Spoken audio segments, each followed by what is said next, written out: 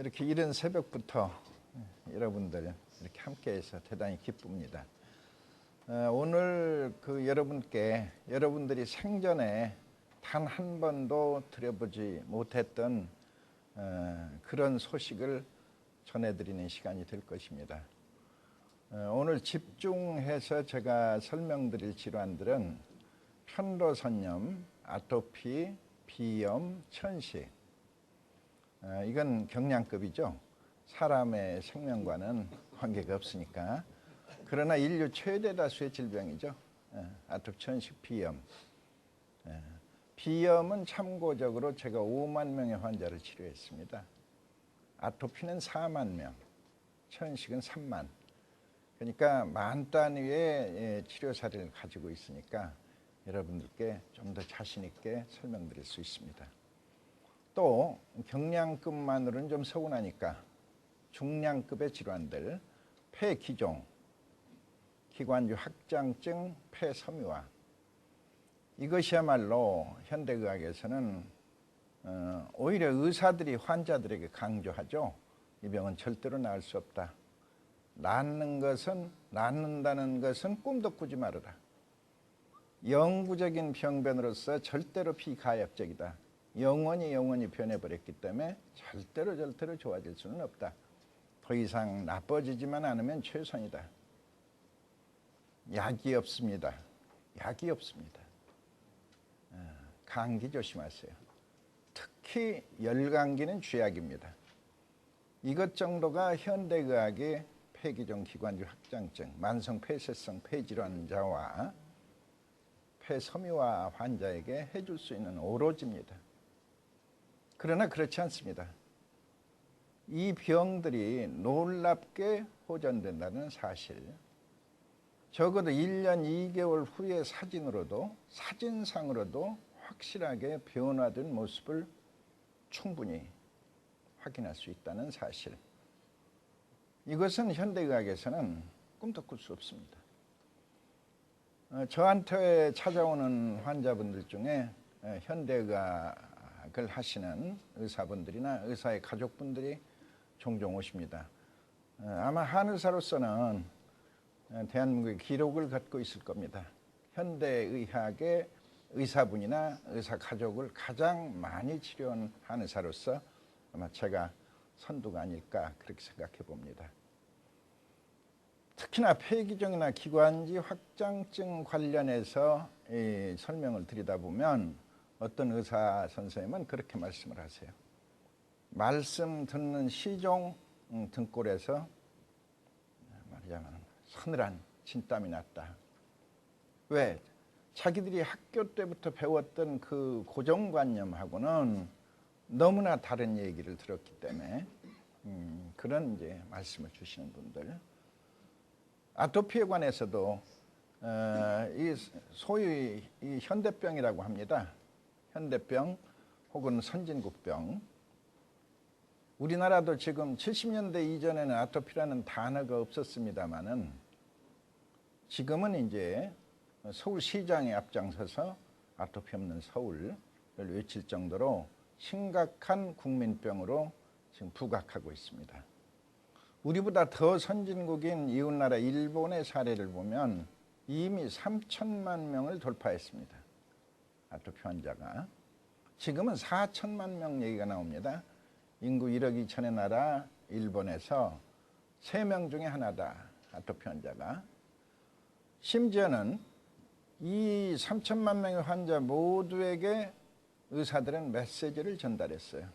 이 병은 절대로 나을 수 없다. 그대로 살아라. 따라서 환자나 환자의 보호자나 다 포기했어요. 그들이 해줄 수 있는 유일한 선택, 온천이나 해수욕장이나 공기 좋은 곳을 찾아서 그저 투어 가는 거, 여행 가는 거. 그것이 현재로서의 최선인 것입니다. 그것을 아토피 투어라 부르는데 우리는 아직 아토피 투어라는 말이 익숙지 않죠? 일본에서는 이미 익숙합니다. 왜? 1,000만 명이 움직이기 때문에. 아토피 투어의 인구만 1천만 명을 돌파했다라는 게 이웃나라 일본의 소식입니다. 그러나 제가 이제 설명드린 방법으로 치료를 한다면 이 3천만 명 중에 3824 2,400만 명이 완치되는 게 바로 아토피입니다. 2,400만 명이. 나머지 600만 명조차도 스테로이드를 쓰지 않고 아토피 환자가 위안을 얻을 수 있는 유일한 약이, 이 세상에 존재하는 유일한 약이 스테로이드입니다. 스테로이드를 쓰면 일시적으로 좋아지죠. 그러나 얼마 후에 재발이 되면서 한층 더 심해진 모습을 보이는 게 아토피입니다. 이제 깊이 들어가면 스테로이드 중독에까지 들어가게 되고요. 여하튼 그런 말하자면 80%에 들지 못한 놓친 20%도 더 이상 스테로이드를 쓰지 않고 고통이 잇따르죠. 긁어대면서 살 수 있는 차선의 치료를 우리가 또 얻어내는 겁니다. 병이라는 게 꼭 완치만이 목적이 아니고 더 이상의 악화를 막는다도 훌륭한 치료의 목표이기도 합니다. 어찌 보면 현대의학의 대부분은 바로 그것일 겁니다. 고혈압 하루 한 알 평생이죠. 당뇨 하루 한 알 평생이죠. 갑상선약 하루 한 알 평생이죠.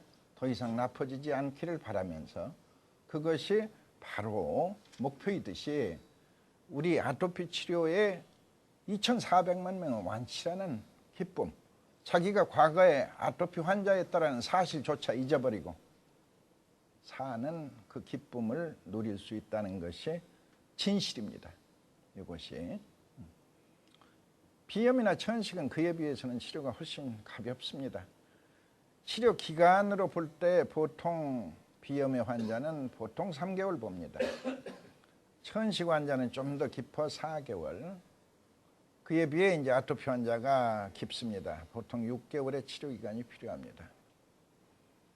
그리고 아토피 환자의 이제 대체로 100명이 오늘 치료를 시작한다면 60명 정도가 6개월 후에 졸업을 하게 됩니다. 그러나 그들의 대부분은 스테로이드를 전혀 쓰지 않았거나 조금 쓴 사람들이 해당이 되는 겁니다. 스테로이드를 많이 썼거나 아주 많이 써서 중독 상태에 이른 사람은 그 치료 기간이 없습니다. 그러나 낫기는 낫습니다. 2년이든 3년이든. 이제 그것이 이제 숙제죠. 그들 중에 이제 대체로 중간에 이제 치료를 포기하는 사람들이 있기 때문에 확률이 대체로 80%에서 끝나는 겁니다. 아마 끝까지 치료의 의지를 잃지 않고 따른다면 그보다 더 좋은 성과가 있을 것입니다. 자, 그러면은 제가 그 치료에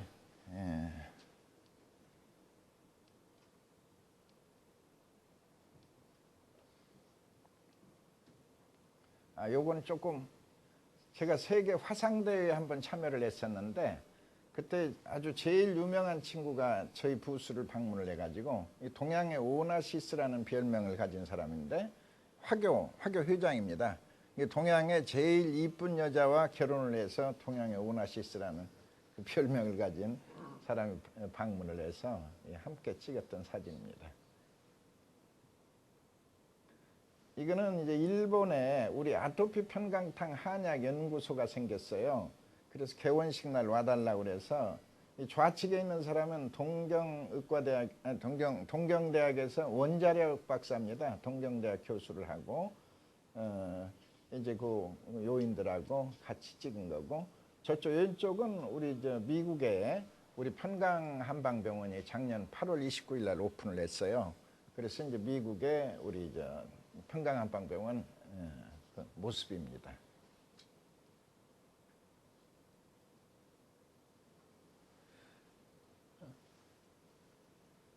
예, 지금 이제 요게 이제 제 그 편강의학의 이론의 핵심이라고 말씀드릴 수 있습니다.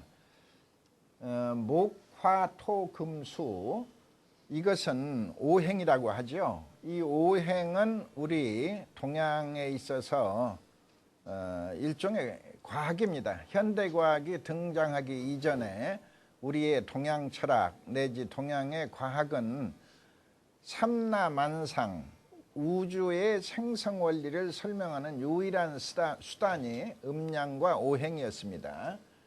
이 오행은 목화 토금수, 글자 그대로 나무, 불, 흙, 그 다음에 쇠, 물, 이 5가지의 원소가 조화를 이루면서 이 우주를 생성했다는 것이 고대 우리 조상들의 이 생각이었습니다. 그리고 또 우리 인체 또한 소우주로 봤습니다. 대우주가 있는가 하면은 우리 사람의 몸 또한 작은 우주다. 우리 몸 또한. 근데 우리 몸을 살펴보니까 몸속에 5개의 장부가 있는데, 오장이 있는데, 그게 바로 간심, 비패, 신.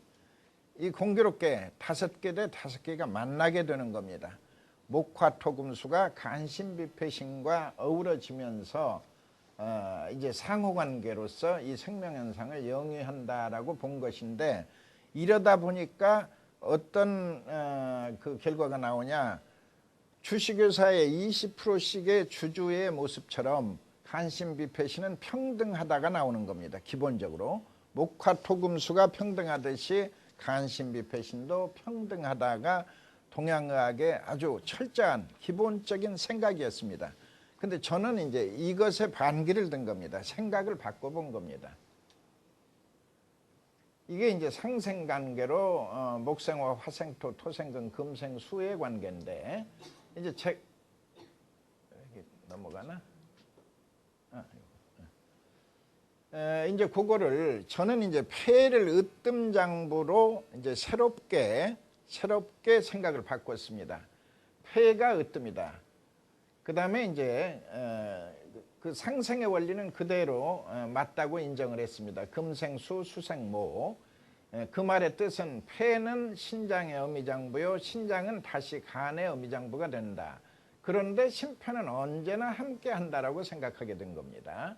심폐가 좋아질 때 비위가 좋아진다.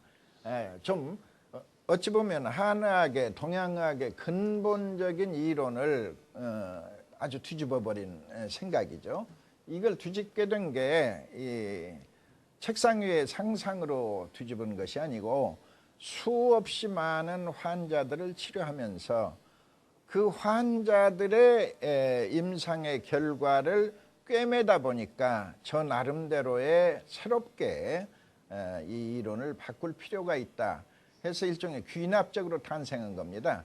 일종의 상상력을 발휘해서 탄생한 것은 결코 아니고, 자, 이것이 엄청난 차이를 가져옵니다. 실제 임상에 있어서. 폐가 으뜸이다라는 생각입니다. 모든 질병의 발생도 폐가 약해지면서 오는 것이요, 모든 질병의 회복도 폐가 좋아지면서 회복을 한다. 아주 의학을 너무 쉽게 단순 논리로 간단하게 생각한다는 것이 특색입니다. 그런데 신기한 것은 폐가 좋아지면 글자 그대로 심장이 같이 좋아집니다. 예를 들어 비염을 고쳐버리면 수십 년간 있던 부정맥이 사라집니다. 천식을 없애버리면 10년 이상 먹던 협심증 약을 끊어버립니다. 끊어버린다는 건 좋아졌다는 뜻이죠. 더더욱 재미난 건 혈압하면 하루 한 알 평생, 먹다가 뛰면 큰일 날 수 있다. 이게 우리들의 고정관념입니다. 그러나 그렇지 않습니다. 폐가 좋아지면 심장이 좋아지고, 심장이 좋아지면 이때 혈압이 슬슬 제자리를 찾아갑니다. 고혈압 환자는 내려가서 정상으로, 저혈압 환자는 올라와서 정상으로입니다. 일반적인 상식 속에서는 혈압 강화제를 쓰거나 아니면 혈압 상승제를 써야 옳습니다. 그러나 그렇지 않습니다. 폐가 좋아지면 심폐기능, 심장이 좋아지고, 이때 좋아진 심장이 모든 혈관의 탄력을 찾아주는 겁니다. 왜 고혈압이 되고 왜 저혈압이 됩니까? 동맥경화. 동맥이 딱딱해지는데 그 근본 원인이 있습니다. 동맥이 딱딱해지면 어떻게 됩니까? 동맥이 신축성을 잃는다는 뜻입니다. 늘었다 줄었다를 하지 못한다는 뜻입니다. 그러면 우리의 혈류는 감정에 따라서도 세차게 흘렀다. 흥분을 하면 혈류가 빨라집니다. 세차게 흘렀다. 또 깊은 잠에 빠지면 쫄쫄거리는 이런 혈류가 달라집니다. 하루에도. 그 달라지는 변화에 내 혈관이 적응을 해준다면, 늘었다 줄었다를 적당하게 맞춰준다면 언제나 정상 혈압 80에 120입니다. 그러나 이게 멍청하니 움직이지 못한다면 혈관 확장제가 들어가서 늘려줘야 합니다. 이게 하루밖에 효과가 안 되죠. 그러면 도로 철크하게 해요. 그리고 이틀째 선수가 와서 또 늘려줘. 평생을 일해야 합니다.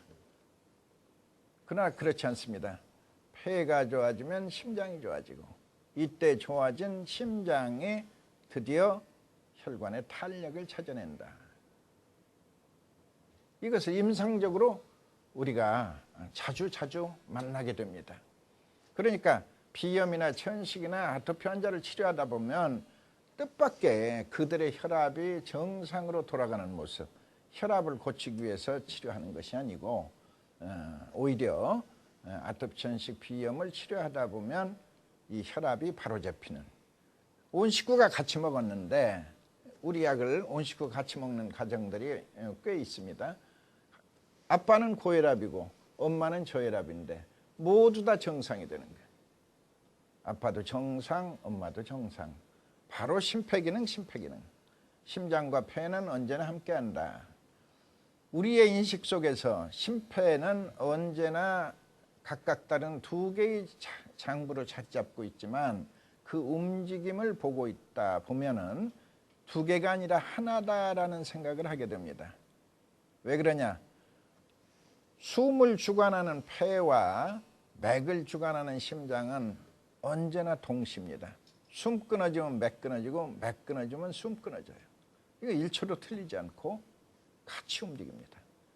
심폐는 두 개가 아니라 하나로구나. 폐가 좋아지니 곧 심장이 좋아지고, 이때 좋아진 심장은 모든 혈관의 왕으로서 혈관의 생기를 되찾아줍니다. 실제로 왕이라는 표현이 적절한지는 모르겠습니다만은 우리의 체중이 10kg이 늘면 이 군식구를 먹여 살리기 위해서 혈관이 20km가 필요합니다. 만들고, 반대의 경우 10kg의 체중을 줄이면 우리의 쓸데없는 혈관을 20km를 걷어내야 합니다. 그 생사여탈권을 누가 쥐고 있겠어요? 심장이라고 생각합니다. 따라서 심장이 좋아지면 모든 혈관이 당연히 생기를, 탄력을 되찾게 됩니다. 사실은 이것이야말로 진정으로 중풍을 예방하는 좋은 변화라고 생각합니다.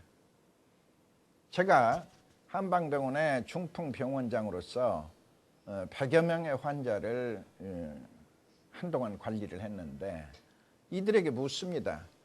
혈압약을 먹다 왔습니까? 먹지 않다 왔습니까? 100명 중에 90명 이상이 다 먹다 온 사람이에요. 혈압약을 먹는 사람의 소원은 중풍아 제발 나를 비켜가 다오. 오지 말라는 염원이 담긴 채 먹습니다. 그러나 막상 조사를 해보면 대부분이 혈압약을 먹다 온 사람들이 중풍병동에 입원해 있다. 그렇다면 이걸 더 근본적으로 막을 수 있는 길은 무엇인가? 그건 바로 혈관의 탄력입니다.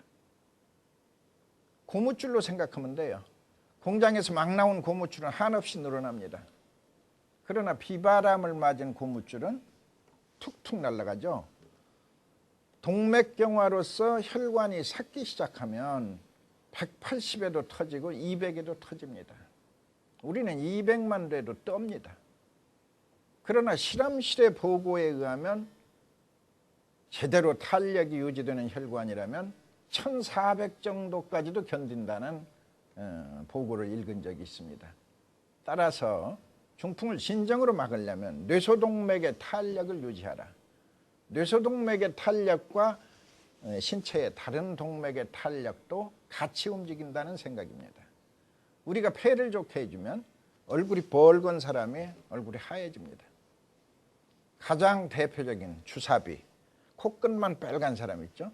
보통 3, 4개월의 치료로 코끝이 깨끗해집니다. 그 사람은 미용상 주사비만 없애준 게 아닙니다. 그 사람의 머릿속의 뇌혈관도 탄력을 찾아준 겁니다. 탄력을 잃고서 얼굴이 벌겋게 코끝만 벌겋게 이 신축성이 없어가지고 10이라는 혈액을 그대로 가지고 있는 겁니다. 그러나 그 사람의 얼굴색이 다시 하얗게 정상을 되찾았다. 그건 이미 혈관에 탄력이 되돌아왔음을 의미하는 겁니다. 의학은 실험실의 논문이 주도하는 게 아니라 사실은 우리들의 상식이 우선이라고 생각합니다. 의학에 관한 논문이 사실은 뭐 수백 트럭 있겠죠. 전 세계인이 세계 각국에서. 그러나 무엇 하나 확실하게 잡아내는 병이 없잖아요. 역시 최고의 의사는 면역력입니다. 내 몸 스스로 고쳐나가는 나의 면역력이야말로 최고의 의사지 그 어떤 논문도 우선 가장 흔한 질병 비염만 해도 현대의학의 관점은 치료하는 병이 아닙니다. 그럼 관리하는 병입니다. 평생 동안 관리해야 합니다. 무덤 갈 때 데리고 갑니다. 이게 기본, 고치는 선수의 기본이 이거 치료하는 거 아니답니다. 비염이. 그러나 천만에 비염은 매우 잘 고쳐지는 병입니다. 이 세상에 그 어떤 약도 비염을 고쳐낼 수 없고 이 세상에 그 어떤 의사도 비염을 고칠 수 없는데 어떻게 고칠 수 있단 말입니까? 세상에서 찾으면 안 돼요. 바로 자기 목 안에 내 목을 지키는 나의 면역기관인 편도선이 튼튼해질 때 그 튼튼해진 편도선만이 비염의 뿌리를 뽑을 수 있습니다. 수많은 임상에서 편도가 튼튼해지는 데까지 통상 2달이 걸립니다. 이 튼튼해진 편도가 비염을 없애는 데는 다시 1달, 드디어 3달째 비염의 뿌리가 뽑히게 되는 겁니다. 비염의 뿌리가 뽑히면 콧물 재채기, 코막힘, 코 넘어감, 기침, 가래 사라지고 어느 사이에 머리는 맑고 집중력이 생깁니다. 내 폐가 좋아져서 나의 면역력을 증진시켜 놓으면 이 목적인 비염 퇴치뿐만이 아니라 그 뒤에 따르는 선물이 대단한 선물이 전부 무상으로 갑니다. 집중력이 생겨요? 이건 성적의 향상으로 이어지는 거예요. 성적표가 달라지는 게 보통 4달입니다. 4달 후 성적이 올라간다. 상상할 수 없는 일들이죠. 자, 우리 신종플루 때문에 얼마나 놀라운 불안과 공포의 1년을 보냈습니까? 그런데 신종플루요? 편도가 튼튼한 사람은 신종플루 겁내실 게 없어요. 가볍게. 나를 포함해서 우리 종업원들 전부 신종플루 저거 하지 말라고 그랬어요. 접종하지 말라. 대신 내가 약 1달분 다 무상으로 준다. 내 약은 손해봤지만 내 신념은 확실합니다. 우리 종업원들은 신종플루 걸린 사람 없어요. 물론 나 자신도 의료기관 먼저 우선순위로 해준다고 그랬는데 우린 거절했습니다. 왜? 나의 신념이 있기에. 바로 내 목을 지키는 나의 면역기관인 편도가 튼튼할 때 신종플루가 일종의 독감입니다. 감기의 일종이죠. 감기하면 독감, 목감기, 몸살감기, 코감기 대충 나눌 수 있죠. 그중에 이제 제일 그레이드가 높은 게 독감. 신종플루의 원래 이름이 돼지독감이었죠. 이 독감을 막는 유일한 존재가 바로 내 목을 지키는 나의 편도입니다. 내 편도가 확실하게 자기 일을 해줄 때 어떤 독감 바이러스도 내 목을 통과할 수 없습니다. 목을 통과해야 기관지로 가고 폐로 가서 폐렴을 일으켜서 혹은 이 통과하는 그 순간에 대접전이 벌어지면서 고열이 따릅니다. 39도, 40도. 아예 편도가 튼튼한 사람은 신종플루 바이러스를 아주 구강에서 확실하게 잡아버리기 때문에 통과시키는 법이 없습니다. 그리고 재미난 건 신종플루 이코르 타미플루였죠. 타미플루는 변종 바이러스에 대해서는 전혀 무력하다는 걸 미리 알고 있죠. 전혀 무력합니다. 사실은 옛날에 지나갔던 사스가 돌아와도 타미플루는 무력하고 또 지나갔던 조류독감이 와도 무력합니다. 왜? 로봇 군사이기 때문에 그렇습니다.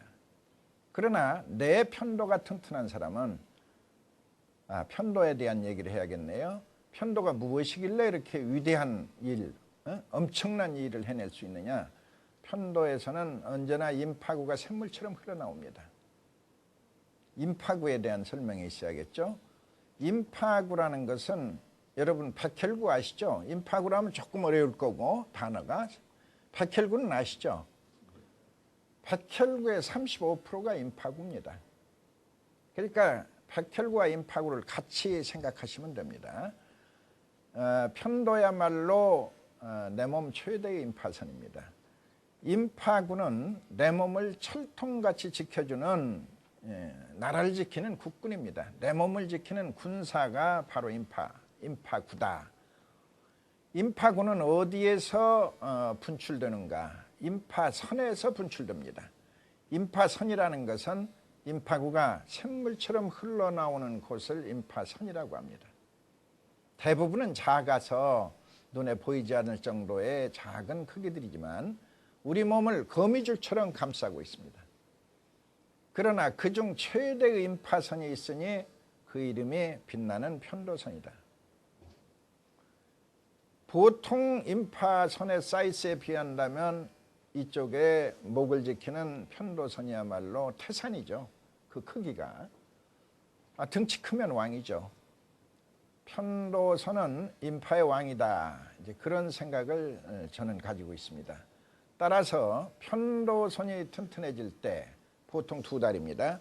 2달 후 편도가 튼튼해지고 새롭게 분출되는 건강한 임파구들, 편도가 튼튼해지면 거기에서 분출되는 임파구들 또한 건강한 임파구들이 분출되게 됩니다. 이 건강한 임파구들이야말로 이제 가장 확실하게 의적의 침입을 막아낼 수 있습니다. 그 의적이 신종플루 바이러스이든 앞으로 오는 변종 바이러스이든 아니면 지나간 사스이든 바로 편도선에서 샘물처럼 흘러나오는 건강한 임파구들이야말로 식별력이 있는 파수꾼입니다. 타미플루는 로봇 군사였고요. 일종의 특정 요소에 작동하는 로봇 군사였고 그에 비해서 내 목을 지키는 나의 면역군인 말하자면 건강한 임파구들, 이들만이 가장 확실하게 적군들을 퇴치할 수 있고 또 이 임파구는 이제 면역력으로 돌아가죠. 이제 면역의 주체가 임파구라는 거 인지하시고 이 면역력이라는 건 항상 양면을 가지고 있어요. 의적을 퇴치하는 군인의 모습, 능력도 가지고 있지만 또 한편으로는 고장난 곳, 생명체는 살다가 상처를 받을 수 있죠. 상처가 나면 그 상처를 원상대로 복구시킬 수 있는 능력이 필요하죠. 자가치유 능력이라는 말로 표현을 하죠. 혹은 우리가 병이 나서 어느 일정 부분이 병적으로 변해버리면 그 변해버린 것을 원래대로 회복시킬 그런 능력이 필요하죠. 그걸 자가치유 능력이라고 합니다. 그런데 알고 보면 의적을 침입하는 군인의 모습과 이 병든 곳을 원래대로 고쳐내는 이 AS 기사의 모습이 동전의 양면입니다. 둘이 아니라 하나다 이거죠. 그래서 따라서 이 튼튼해진 임파구들이야말로 모든 고장을 원래대로 원상 회복시키는 능력을 가지고 있다는 생각입니다. 따라서 편도가 튼튼해지는데 꼬박 2달, 이 튼튼한 편도가 비염을 없애는 건 3달째인데 그걸 없애는 주역이 누구냐? 약도 아니요, 의사도 아니요, 바로 내 몸에 건강해진 1급 기사들이 해내는 겁니다. 지금 현재 그분이 환자라면 그분의 임파군은 3급밖에 점수를 받을 수가 없습니다. 그러나 그분이 편도가 튼튼해진 연후에는 곧바로 이제 비염을 퇴치하는 1급 기사가 되는 겁니다. 실로 재미난 것은 이 편도를 튼튼하게 해놓고 관찰을 하면 뜻밖에도 발가락에 부종이 없어진다는 겁니다. 여기 목과 발가락과는 천리길인데 어떻게 해서 편도가 튼튼해졌다고 발가락에 무좀까지 없어지냐. 그래서 이제 저는 그거를 인파의 왕이라고까지 생각을 해보는 겁니다. 뭐 이치야 서울에 봄이 오면 여수 순천에도 부산 울산에도 봄이 오죠. 같은 원리입니다. 여하튼 나의 인파의 최대 인파선인 편도가 튼튼해질 때 우리한테 찾아오는 선물은 실로 엄청난 선물을 받게 됩니다. 그럼 편도가 튼튼해졌음을 어떻게 알 수 있느냐? 몇 가지의 방법으로 알 수 있어요. 그 사람의 변화가 오는 거예요. 첫째, 몸이 가볍고 피곤하지 않다. 전에 비해 편도가 튼튼해지면 몸이 가볍고 피곤하지 않다. 둘째, 피부가 밝고 환하고 윤기가 난다. 피부가 점차로 얼굴에 생기가 돌고 얼굴이 맑아집니다. 밝고 환하고 윤기가 난다. 세 번째 변화, 이제 산에 올라보니 숨차지 않다. 달리기를 해보니 숨차지 않다. 이런 변화가 옵니다. 네 번째는 말씀드린 감기에 걸리지 않는다. 열감기는 아예 걸리지 않고 39도 또는 40도의 고열이 따르는 독감이나 목감기, 몸살감기 이런 열감기는 아예 걸리지 않고 코감기는 걸립니다. 그러나 이제 코감기는 양면성을 띠고 있어요. 코감기는 그 본격적인 질병이라고 말하기에는 생리현상과도 너무 흡사해요.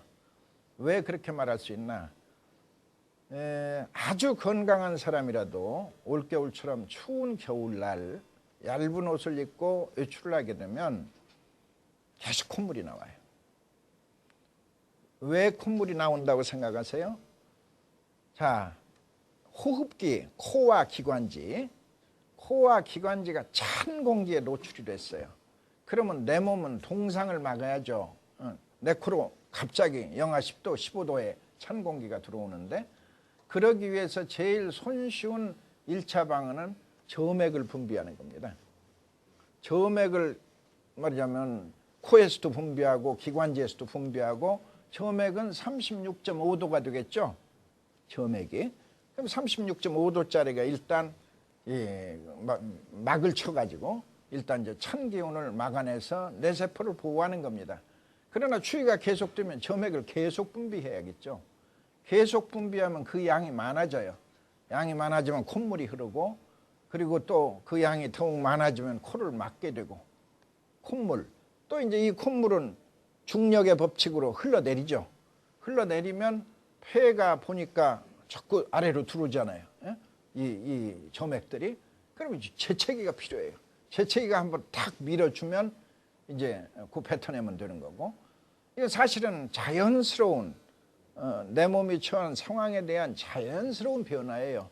콧물 재채기, 코 막힘, 코 넘어가는 것도 많은 양의 코가 생기면 기관지를 타고 내려가는 거니까 코 넘어가고 코 넘어가면 이제 그 넘어간 놈을 다시 뱉어야 하니까 그걸 이제 기관지에는 수없이 많은 털들이 나 있어서 일일이 역사를 합니다. 다 눈덩이 굴리듯이 굴려줍니다. 목까지. 그럼 간질거려서 기침하고 거기에 가래가 나오고 이건 사실은 생리적 반응이거든요. 근데 이제 문제는 그런 이제 상황이 해지됐을 때 쉽게 돌아왔어요. 이제 실내로 들어왔어. 실내로 들어왔으면 이제 다 그치고 원상돼야 하는데 그걸 계기로 해서 계속 그러더라. 그 어느 사이에 감기 바이러스가 침투한 겁니다. 그래서 이제 그걸 이제 코감기라고 얘기를 하죠. 근데 이 코감기의 모습을 365일 달고 있는 게 바로 비염의 모습이에요. 비염이라는 게 다른 게 아니고 콧물 재채기, 코 막힘, 코 넘어감, 기침, 가래가 주증상이에요. 그러니까 감기 잡는 것이나 비염 잡는 것이나 그놈이 그놈이에요. 근데 편도를, 그러니까 감기 예방약도 없는 거죠. 비염 치료약이 없다는 건 감기 예방약이 없다는 걸 뜻하는 거고, 반대로 감기 예방약이 나타난다면 당연히 365일 코감기인 비염을 없앤다는 뜻이고, 자, 그런데 이 편도가 튼튼해진 사람은 열감기는 아예 걸리지 않고 코감기는 걸리지만 가볍게, 얼마나 가볍게, 옛날 같으면 한 달이나 두 달 앓던 이런 감기를 편도가 튼튼해진 연후에는 2, 3일이면 털어버리는 거예요. 그 달라진 모습을 엄마들은 감기가 오다말대요, 감기가 지나가대요, 또는 감기가 올똥말똥하대요. 이런 정도로 가볍게, 그것이 바로 튼튼한 편도를 우리가 인정할 수 있습니다. 그렇다면 편도는 물론 내 몸에는 수없이 많은 조화가 있어서 단적으로 말하기는 매우 조심스럽습니다마는, 그러나 하나의 확실한 표징을 발견했기 때문에 일단 간에 이 튼튼해진 편도는 저는 엉뚱한 발상을 하는 겁니다. 이 튼튼한 편도는 암을 예방한다. 왜 그렇게 엄청난 상상을 해보느냐? 이렇게 생각해 보는 겁니다. 자, 왼쪽에 감기가 있어요. 왼손에 감기, 오른손은 암이 있어요. 자, 치료해서 보죠. 어느 질병의 치료가 어렵습니까? 감기와 암. 당연히죠. 당연히 암이 어렵죠. 또 암은 무섭죠. 사람의 생명도 뺏어가고. 그런데 이제 질문을 바꿉니다. 자, 예방은 어느 쪽이 어렵습니까? 감기 예방이 어렵습니까? 암의 예방이 어렵습니까? 감기. 왜 그렇다고 생각하시죠? 자주 걸리니까. 예, 이렇게 보시죠. 우리가 알려진 바로는 암세포는 누구한테나 하루에 500개에서 1000개가 뜬다고 합니다. 누구한테나. 그러나 면역력의 기본만 갖추고 있어도 그 1000개를 가볍게 박살을 내는 겁니다. 퇴치를 하는 겁니다. 그러나 나이가 들어서 폐 기능이 떨어지고 나이가 들어서 면역력이 떨어지게 되면 드디어 그 1000개가 부담스러워지는 겁니다. 그래서 이제 노인에게 많이 찾아오는 게 암이고, 감기는 우리나라 최고로 건강한 박지성의 김연아도 걸리는 게 감기입니다. 20대, 30대도 걸리는 게 감기입니다. 그렇다면 감기를 예방하는 것도 면역력이요, 암을 예방하는 것도 면역력인데, 감기를 예방하는 면역력이야말로 훌륭한 면역력이고, 이쪽 암을 예방하는 것은 뭐 그렇고 그런 면역력이다. 그렇다면 나는 감기를 예방하는 모습을 편도선의 강화를 통해서 수없이 보았다. 비염 환자 5만 명, 아토피 환자 4만 명, 천식 환자 3만 명. 이 10만이 넘는 사례에서 모두가 감기에 걸리지 않는 모습을 보았노라. 그리고 그게 바로 편도가 그런 일을 했다. 그렇다면 나는 편도가 튼튼한 사람은 암에 걸리지 않는다라는 그런 생각을 이제 갖게 되는 겁니다. 실제로 그 결과는 우리 거래처에서 나한테 서울대학병원에 암검진 애써가지고 날짜 잡기도 어려운 것을 200여만 원짜리를 나한테 선물을 해왔어요. 원장님도 나이가 드셨는데 이제 원장님 자신의 건강을 보살피셔야 하니까 요 암검사 받으십시오 하고 호의로 가지고 왔어요. 그러나 저는 거절했어요. 너나 하세요. 나는 편도가 튼튼하고 내 신념은 편도가 튼튼한 사람은 암이 침범할 수 없습니다. 그러니까 이거는 내 신념에도 맞지 않는 일이고 내가 그런데 쓸 시간도 없어. 거절했어요. 앞으로도 죽을 때까지도 안 할 거야. 대신 나는 내 편도는 확실하게 관리할 겁니다. 이 편도가 튼튼한 사람은 재미나게 감기를 쉽게 이겨요. 예를 들어 몸을 함부로 하잖아요. 술 많이 먹고 폭탄주 한 20잔 먹고 그리고 차게 자요. 차게 자면 감기 찾아오죠. 아이고 큰일 났네. 이 환자 어떻게 보나.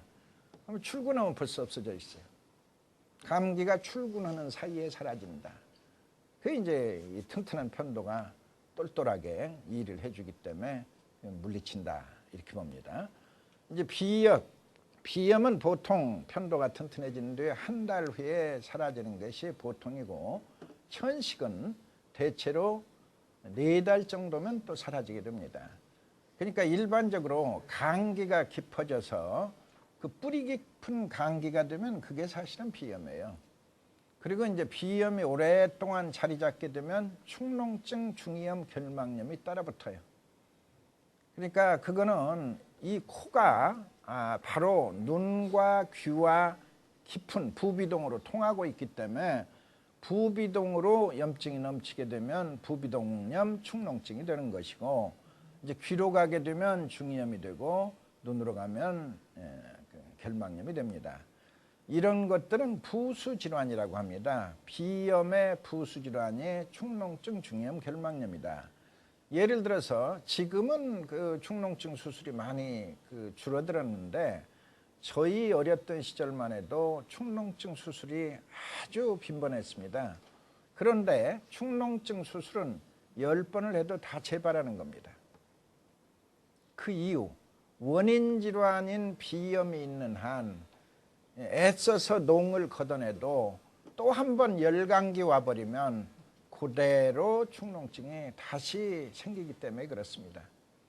그걸 근본적으로 고치려면 당연히 비염을 뿌리 뽑아야 합니다. 그러니까 비염이라는 건 보스고 축농증, 중이염, 결막염은 그 쫄개들입니다. 대가리와 꼬리의 모습인데 대가리 놔두고 꼬리는 자르고 잘라도 다시 다 생기기 마련이에요. 보스가 버티는 한 그 조직이 무너지지 않죠. 똑같아요. 결국은 이 대가리를 뽑아 비염이라는 대가리를 뽑아버리면 축농증은 그 치료 도중에 흘러내려 버립니다. 어떤 사람은 그냥 비염 치료 도중에 그 노란 코가 한 사발이 쏟아지는 사람도 있어요. 얼마나 개운하겠어요. 쏟아져 나와버리면. 이제 그런 모습들, 축농증, 중이염, 결막염, 거기서 한 단계 깊어지는 모습이 천식입니다. 원래 비염과 천식은 뿌리가 같은 한 가지 병으로 이해하시면 되겠고요. 또 이제 알러지성 비염, 알러지성 천식, 이 알러지라는 것이 제일 지금 우리가 찾는 게 뭡니까? 알러지의 원인을 찾아라. 못 하려고. 그 원래 원인을 좀 피해 보려고 하는 겁니다. 그럼 제일 먼저 등장하는 게 진먼지, 진드기죠. 진먼지, 진드기, 꽃가루, 동물의 털, 기타 등등.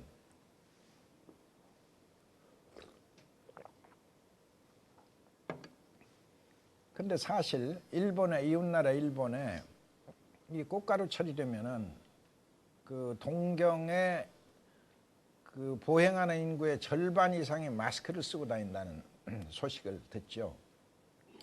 왜 마스크를 쓰고 다니냐? 바로 이 꽃가루로 알러지 반응을 보이기 때문에 그걸 이제 꽃가루를 좀 피해보자 하는 뜻으로 마스크를 쓰고 다니는 거죠. 그러나 이것은 회피한다고 피할 수도 없죠. 어떻게 피하겠어요? 뭐 진먼지, 진드기 피한다고 양탄자부터 치우고 이부자리 빨고 또 빨고 해도 그거는 피할 수 없는 겁니다. 근본적으로는 왜 알러지 비염이 생겼느냐를 알아야 돼요. 왜? 바로 그 사람의 면역 능력에, 면역 체계에 식별 능력이 떨어져 있기 때문에 그래요. 다시 말해서 꽃가루가 들어왔는데, 아니 진먼지 진드기로 하죠. 진먼지 진드기를 현미경적으로 보면 좀 괴상하게 생겼어요. 좀 무섭게 생겼어요. 진먼지 진드기를 현미경으로 아주 크게 확대해서 보면 그 좀 괴상하게 생겨서 내 면역 체계가 그걸 ET로 봤나도 모르겠어요. 이상하게 생긴 놈이 왔다 해가지고 경계를 거는 거예요. 비상경계. 예를 들어서 우리 휴전선에 새떼가 날라왔는데 이걸 갖다가 말하자면 미극이로 봐버리면 어떻게 되겠어요? 그 새떼한테 막 출동되겠죠. 새떼를 향하여. 똑같은 거예요.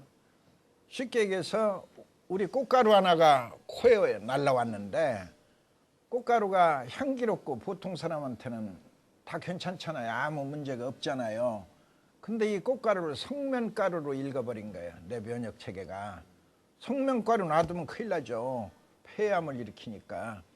그러면 내 면역체계는 어떻게 해요? 대뜸 재채기부터 하죠. 들어오지 말라 신호입니다. 폐까지 들어오지 말라. 바로. 그 다음에 이제 콧물이 주르륵 흘러버립니다. 꼭 말하자면 그 꽃가루를 묻혀버리려고 하는 거예요. 씻어내버리려고. 드디어는 이제 손가락에 가서 파내버립니다. 이게 이제 쉽게 얘기하면 알러지성 비염의 기본 원리예요. 근데 원래 이것은 굉장히 소중한 내 생리 반응이에요. 아까 감기대 생리적 현상처럼, 비염대 생리적 현상처럼 이것도 내 몸에 아주 소중한 변화인데 이것이 문제는 시도 때도 없이 발동된다는 거죠. 그러니까 예를 들어서 우리가 소방 경고 등이 울리죠. 막 시끄럽게. 그러면 거기다가 이렇게 딱 수건 꽂아놓으면 조용해지죠. 아 이제 조용해서 좋다. 이렇게 할 수 없잖아요. 진짜로 불났을 때는 난리 나는 거 아니에요. 근데 항히스타민이 지금 그 대목만 막고 있는 거예요. 거기다 찔러넣는 손수건 걸레의약효밖에 막고 있는 근본으로 치료하는 게 아니에요. 항히스타민제. 히스타민이라는 물질이 작용을 해가지고 그 가려움증을 일으켜서 말하자면 이 모든 이제 알러지의 시작이 된다 이런 생각에서 항히스타민, 그 히스타민이라는 물질이 분비되지 못하도록 하는 것이 그냥 임시방편이죠. 임시 땜빵이죠. 옳지 못하죠. 근본적으로는 내 면역체가 식별력을 되찾아야 돼요. 다시 말해서 꽃가루로 볼 줄 알고 내 몸에 우유가 들어왔는데 우유는 완전 식품으로서 참으로 좋은 식품인데 이거를 갖다가 웬 페인트야. 페인트라고 거부하는 면역체계라면 빨리 업그레이드를 시켜야죠. 면역체계에 눈이 어두워져서 그런 거예요. 그러나 바로 편도가 튼튼해지는데 2달이라고 그랬죠. 편도가 튼튼해진 뒤에 한 2달 정도의 여유를 두면 보통 4달입니다. 보통 4달 정도의 면역력 강화가 계속되면 이제 훌륭하게 알아보게 됩니다. 내 몸이 더 이상은 그 알러지 원인 물질들에 대해서 반응하지 않습니다. 약간은 합니다. 약간은. 예를 들어서 저 같은 경우 번데기 알러지가 있었어요. 번데기 알러지가 있어가지고 번데기를 먹으면 그냥 온몸에 그냥 그 알러지 반응이 있어가지고 아주 젊었을 때는 겁나서 먹지 못했어요. 그런데 이제 어느 날 내 편도에 대한 이제 자신감이 충만한 어느 날 서울대공원을 갔어요. 갔는데 한 10몇 년 만에 이 코끝에 번데기 냄새가 스치는데 아주 고소하고 좋게 나서 저걸 보고 어쩌 망설이다가 아마 괜찮겠지 하고 먹어봤어요. 한 컵을 1,000원인가 2,000원인가 주고 한 컵을 사서 먹어봤는데 딱 여기에 가서 하나 또 다리에 가서 딱 하나씩 두드러기가 딱 한 알갱이씩 나와. 그래서 나는 아는 체는 하는구나. 옛날엔 그냥 뒤집어져가지고 혼을 났는데 아는 체는 하는구나. 이런 정도의 모습. 대체로 그렇게 보시면 됩니다. 알러지에 이제 다 낫더라도 알러지의 본철에 들으면 약간 좀 보이다가 가볍게 옛날하고는 뭐 비교 안 되게 가볍게 보이다가 지나가는 이제 그런 모습들. 그러면 이제 비염, 천식, 자 아토피. 편도선은 자연스럽게 설명이 됐죠. 이 아토피라는 것은 여기에 이제 플러스 알파가 붙습니다. 아토피를 고치는 것도 근본적으로는 폐입니다. 폐 기능이 좋아질 때 아토피를 고치는 건데, 자, 아까 비염이나 천식의 경우는 폐가 좋아지면서 편도 튼튼해요.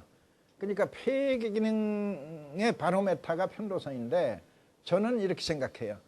내 몸에 폐가 으뜸장부이니까 내 몸의 왕이 폐라면 폐의 경호실장이 바로 편도선이다. 실제로 위치도 입구에 있잖아요. 폐로 들어가는 입구에 편도가 지키고 있다. 따라서 왕은 자기가 직접 뭐 하는 게 없잖아요. 말씀으로 하잖아요.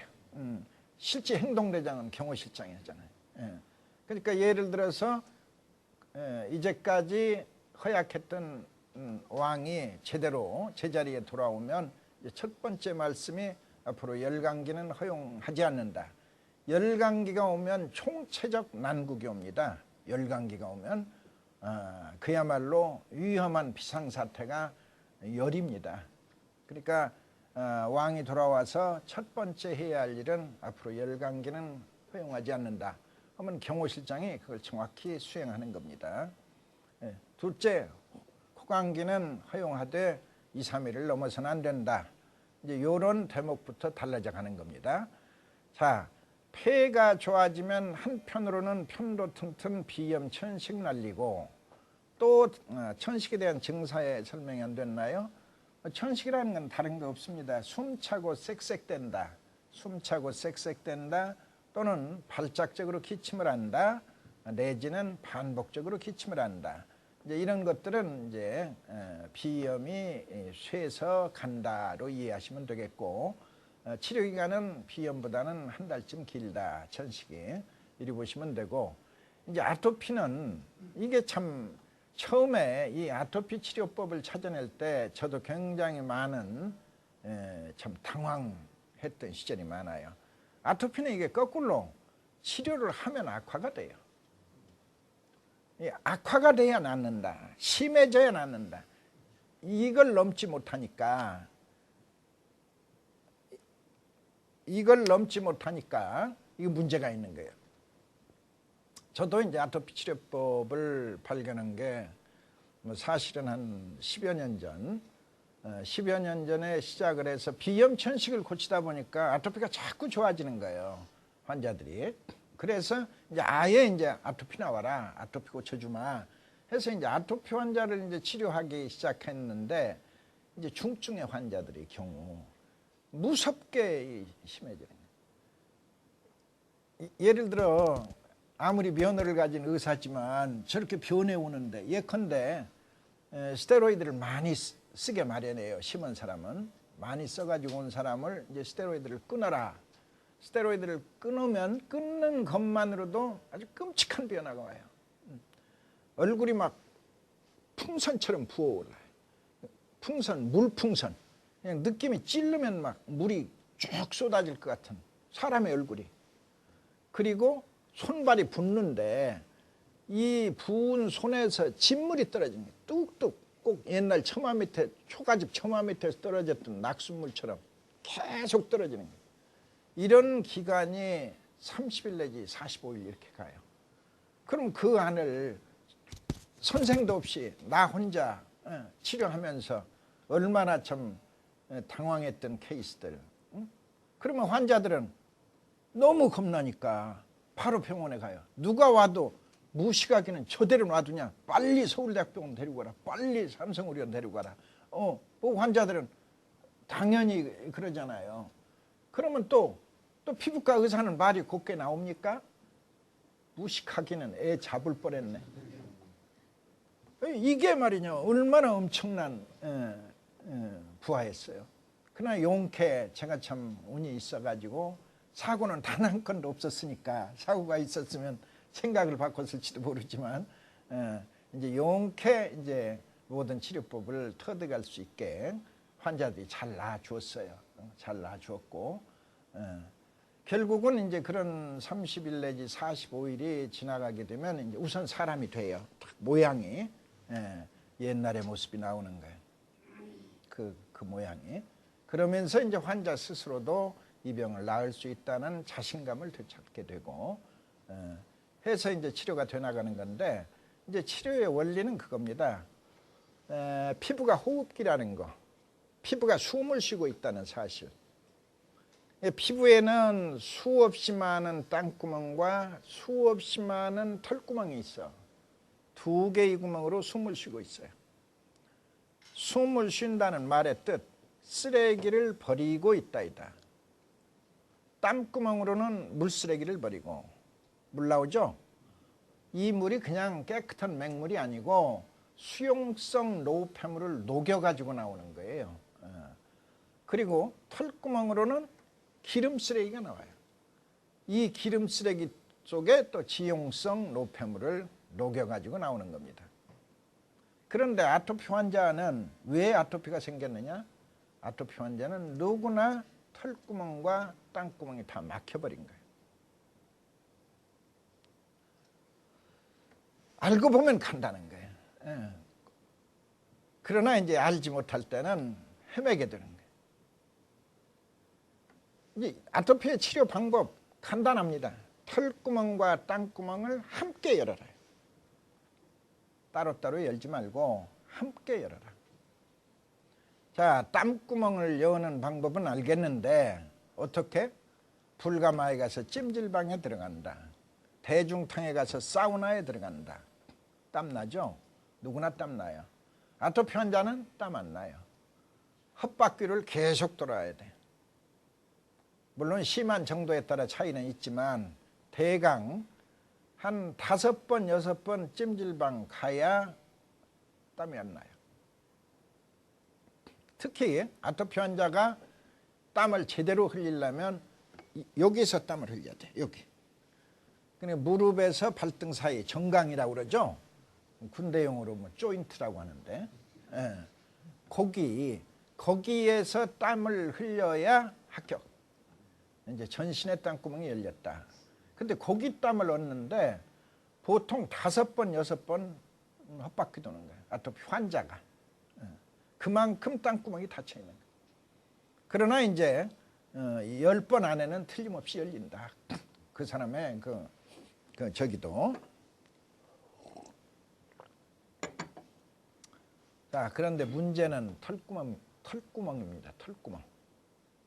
털구멍을 어떻게 열겠어요? 현미경으로 하나씩 들여다보면서 핀셋으로. 이건 안 되죠. 그건 있을 수 없고. 자, 힌트. 피부가 숨을 쉬고 있다. 이 좋은 말씀이 여기 있어요. 제가 이제 얻은 힌트.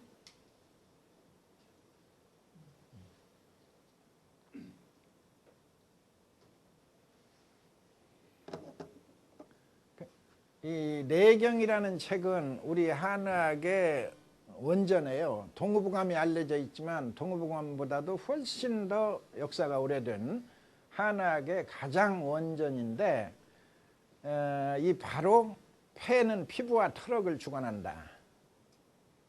이게 2500년 전에 나온 말이에요. 참 알 수 없어요, 사람의 지혜를.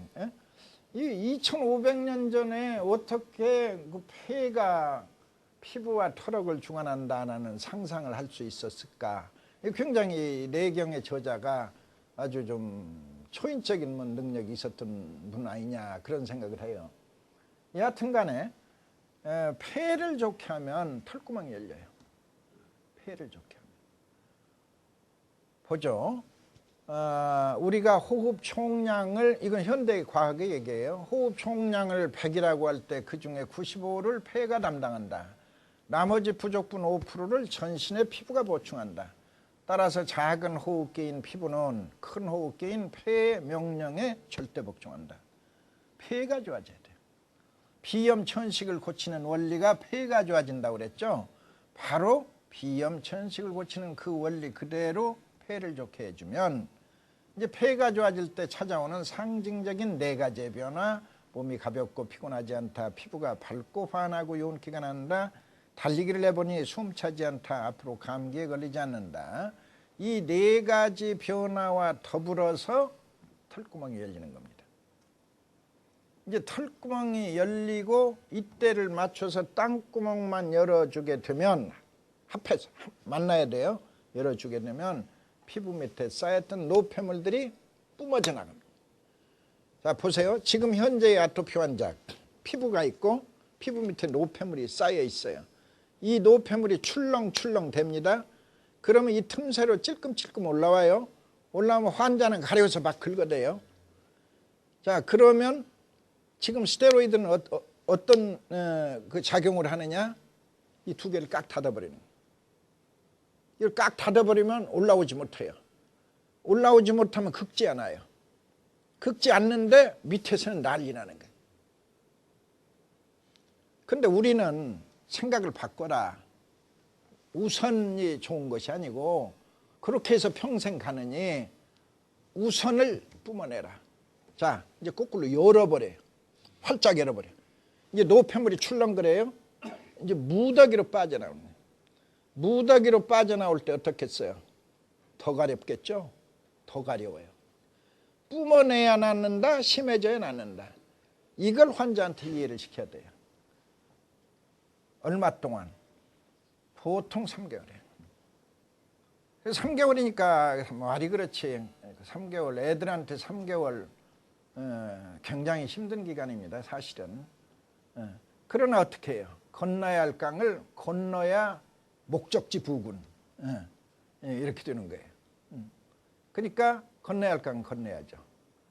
인내의 3월을 슬기롭게 이겨내야 꽃피는 4월이 온다. 거저 오지 않아요. 인내가 따라줘야 돼요. 그 다음에 5월, 6월 열심히 땀을 흘려야 6월 말에 빛나는 졸업장을 받는다. 졸업식장에는 아토피 환자, 지루성 피부염 환자, 건선 환자, 여드름 환자, 검버섯 환자 온데간데 없고 피부 미인들만 가득하다. 검버섯 정주영 회장님이 달고 간 버섯이요. 저승사자의 꽃이고 지금 김정일이도 달고 있는 버섯이고 그거 다 밝힐 수 있는 거예요. 그 사람의 폐 기능이 최상으로 좋아지면 피부의 호흡이 좋아지면서 툭툭 터져나가는 거예요. 검버섯을 거칠내서 고친 게 아니고 폐기종이나 기관지 확장증 환자를 고치다 보면 이쪽이 본래 길어요. 이 아토피는 6개월이지만 폐기종 기관지 확장증은 기본이 1년 6개월이에요. 1년 6개월이라는 긴 기간 치료를 하다 보면 보통 이제 3, 4개월이면 벌써 감 잡아요. 검버섯 더 이상 생기지를 않네. 이런 정도는 잡고 짤짤한 것들이 슬슬 없어지는 건 보는데 이제 큰 놈들이 터져나가는 건 보통 7, 8개월. 7개월 내지 8개월 두르면은 이제 할머니, 할아버지들이 이제 얘기를 해요. 원장님, 이 연속에서 이게 부풀더니 터져버리고 거기서 하얀 살이 돋아나요. 연속에 3개입니다. 말하자면 이 검버섯이 벗겨지는 모습을 이렇게 또 와가지고 재밌으라고. 어떤 멕시코 대사 했던 분인데 그분 사모가 와서 우리 대사님은 그냥 하루 종일 손바닥에 그 검버섯 벗겨지는 거 보고 계세요. 지켜보고 있다 이 말이에요. 검버섯. 하루 종일 보는 게 손바닥에 검버섯, 손등에 검버섯 벗겨지는 거. 그러니까 재밌어야죠. 그뿐만 아니라 여드름 잡는 것도 똑같아요, 원리가. 여드름은 특히나 아토피보다는 훨씬 쉬워요. 이제 여드름은 집중으로 털구멍에 문제가 있어서 그런 거라 이제 여드름을 이렇게 이해하시면 돼요. 이 털구멍으로 기름 쓰레기를 버리는데 이 쓰레기가 쉽게 나가주면 아무 문제 없어요. 그런데 자동차가 밀리듯이 오늘 제가 여러분들한테 오는데 엄청나게 밀렸어요. 그 갓길 주행 막 하고 왔어요. 근데 이 밀리듯이 이 밀려버리면은 이 기름, 굿기름의 속성은 저들끼리 엉겨 붙어버려요. 저들끼리 엉겨 붙어 쓰레기 봉다리가 여드름 봉다리예요. 기름 쓰레기가 나가다가 저들이 엉겨 붙어서 여기저기 봉지 널리는 게 여드름 봉지예요. 그럼 그거 어떻게 고치냐? 당연하죠. 털구멍을 열어줘야 돼요. 털구멍을 열어주면 어떤 일이 생기느냐? 바로 겨울이 지나면 눈덩이, 여름덩이 다 녹아내리죠. 털구멍이 열리면 봄이 오는 거예요. 그냥 다 녹아내리는 거예요. 녹아내리면 그게 나올 때는 쓰레기지만 나와서는 이게 피부에 로션이 되는 거예요. 여기서 한 가지. 뭐 정상인이야 상관이 없습니다만은 아토피 환자들의 경우는 이 비누를 안 쓰는 게 좋습니다. 뭐 아무리 약한 비누도. 왜 그러냐? 아토피 환자한테 절대로 필요한 게 보습인데 이 비누를 쓰게 되면은 이 털구멍에서 나오는 이 기름 쓰레기야말로 최고의 보습제예요. 화장품으로 얘기하면 명품 보습제가 나오는데 그걸 비누를 쓰게 되면 명품을 다 없애버리고 거기다 짝퉁을 발라대는 거예요. 명품과 짝퉁은 맞바꾸면 얼마나 손해가 커요. 그러니까 그러나 이제 머리나 이런 데는 이 기름이 원체 많이 나오는 것이니까 안 쓸 수 없고, 그러니까 비누를 한정적으로 사용하라. 이제 말하자면 머리털이나 냄새 많이 나는 곳 이런 데만 쓰고 기타는 물로만 씻어라. 물로만 깨끗이 씻어라. 그래 충분하니까. 그러면 그 보습에 한결 도움이 됩니다. 그러니까 이 털구멍을 열어주면 이 여드름들이 싹 녹아내리면서 아주 피부가 반짝반짝 빛이 나게 돼요. 또 재미나는 현상 중에 하나, 여드름이 큰 사람은 막 콩알만 해요. 이 콩알만 여드름이 일단 딱 녹아내리고 그러니까 그걸로 딱 일시에 땡 치는 경우보다는 이제 그 다음에는 파달만한 게 또 올라와요. 그리고 파달만한 게 또 녹아내리고 그 다음에는 깨알만한 게 올라오고 이제 그 다음에 끝나는 거예요. 그리고 보통 이제 부위로 보면 이마에 있는 여드름부터가 없어져요. 이마, 광대뼈 이렇게 마치 턱으로 밀리는 것처럼 그런 모양새를 보이면서 여드름이 사라지는 겁니다. 그래서 이제 우리가 아토피 치료의 원리는 아주 간단하다. 털구멍과 땅구멍을 활짝 열어라. 땅구멍을 여는 방법은 우리 모두가 상식적으로 알고 있는데 다만 이제 아토피 환자들이 사우나라면 질색을 하죠. 찜질방이라면 질색을 하고 우선 괴로우니까 잘못된 인식을 바꿔라. 반드시 땀을 흘려라. 그리고 이제 그보다 훨씬 더 진짜 백인 노하우는 털구멍에 있다. 털구멍이 정이고 땅구멍이 부가 되는 겁니다. 땀만 흘려서 아토피 고칠 바에 일본에 아토피 환자 한 명도 없죠. 목욕 문화가 발달한 나라인데 그건 안 되고 이제 바로 털구멍을 열어야 돼요. 털구멍을 열기 위해서는 나의 폐를 최상으로 회복시켜라. 폐를. 자, 그러면 이제 아토피, 천식, 피염, 편도선은 됐네요. 자, 이제 폐기종, 기관지 확장증, 폐섬유화. 이 폐기종이라는 병은 폐에 가서 구멍이 나는 겁니다. 폐에 가서 구멍이 나는 거고, 기관지 확장증은 구멍이 나면 어떻게 되겠어요? 폐 기능이 떨어지죠. 30%, 40%. 그러면 숨 차는 게 특색이죠. 보통은 이제 천식을 거쳐서 나타나는, 대개는 이제 담배를 40년 뭐 이런 정도 피웠다거나 또는 결핵을 앓았거나 폐렴을 자주 앓았거나 백일의 홍역 등 이제 그런 원인이 없다면 이제 가족력에게 세우는 거죠. 여하튼 간에 45세 인구의 거의 17% 이상의 유병률을 보이니까 희귀병으로 알려져 있지만 그 병명이 희귀한 것이지 사실은 병은 그렇게 희귀하지 않다. 많이 있다. 이렇게 보시면 돼요. 사망 원인 제4위의 질병입니다.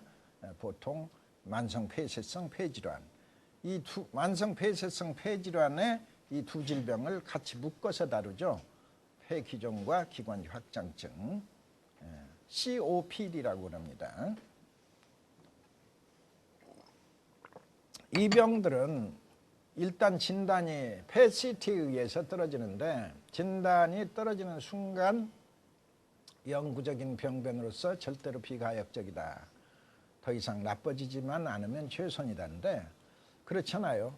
편도가 튼튼해지면 단지 2달 만에 편도가 튼튼해지면 더 이상 나빠지지 않는다는 현대의학에서 바라는 최고의 목표를 길지 않아요. 단지 2달 만에 달성을 하는 거예요. 더 이상 나빠지지 않으면 최선이다는. 거기에 머물지 않고 이제 우리는 치료해 나가야 됩니다.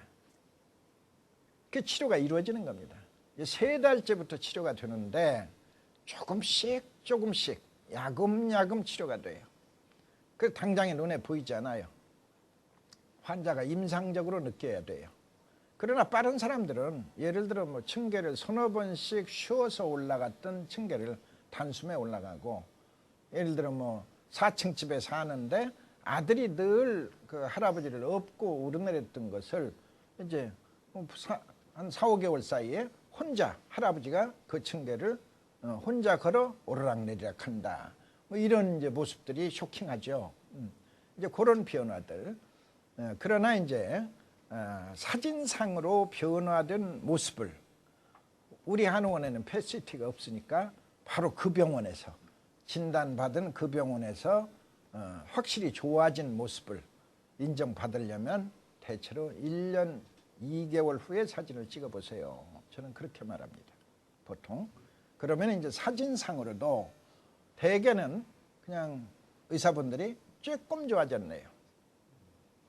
그 조금 좋아졌네요의 조금이 사실 기적인 거예요.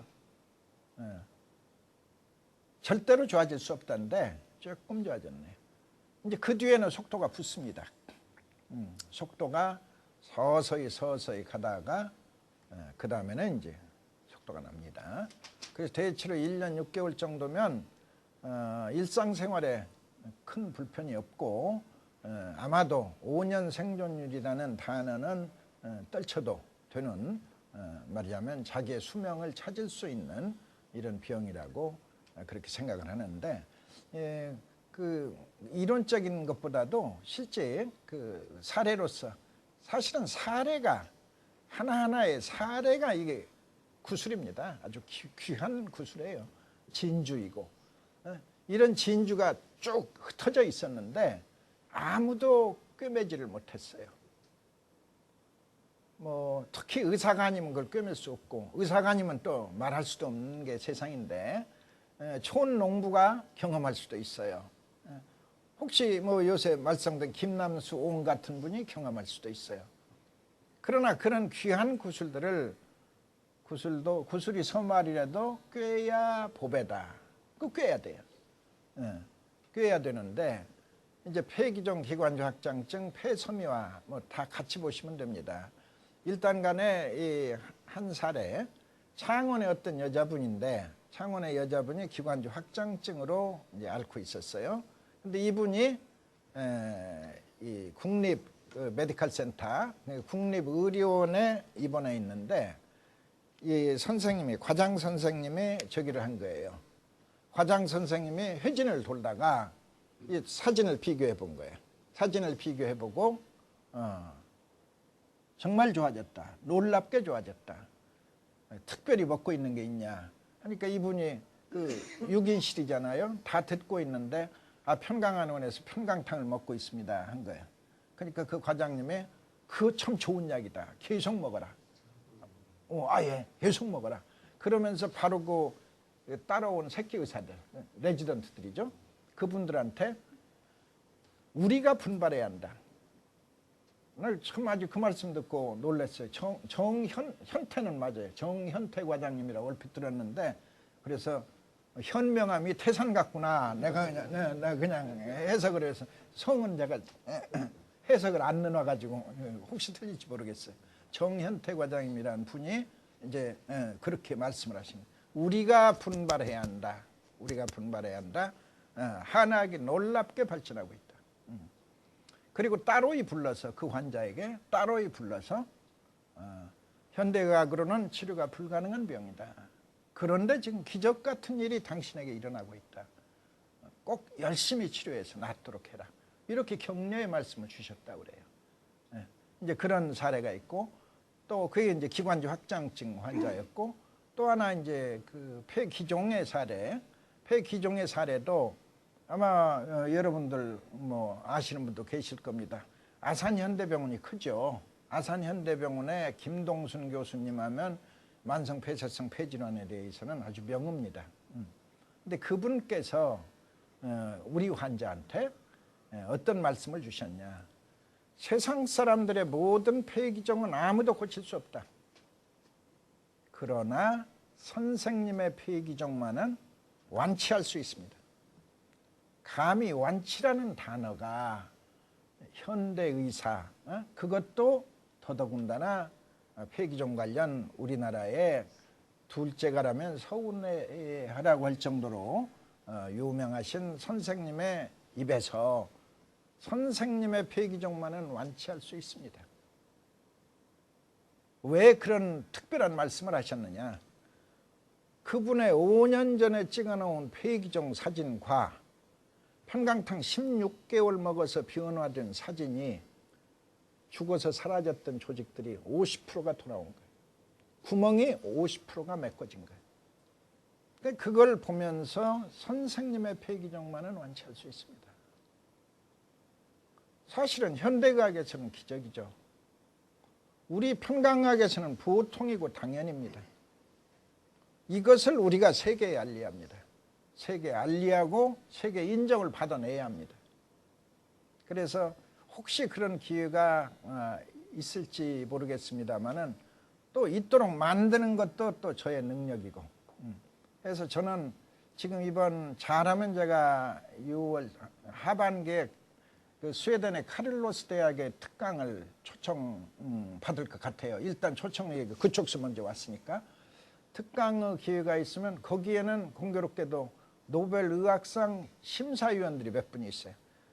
스웨덴이 노벨 재단이 있는 나라고 스웨덴 제1의 의과대학이 카를로스 의과대학인데, 고맙게도 우리 자랑스러운 한국인들이 곳곳에 있어서 우리 하버드 대학에서 병원 경영을 한 분이 거기에 또 병원의 책임자로 있어가지고 그분의 입에서 그러면 소 원장님 우리 초청해서 우리 대학에서 특강 한번 하도록 하시죠 하고, 그 아버지가 스웨덴 교민회장인데 아버지를 통해서 기쁜 소식이 왔습니다.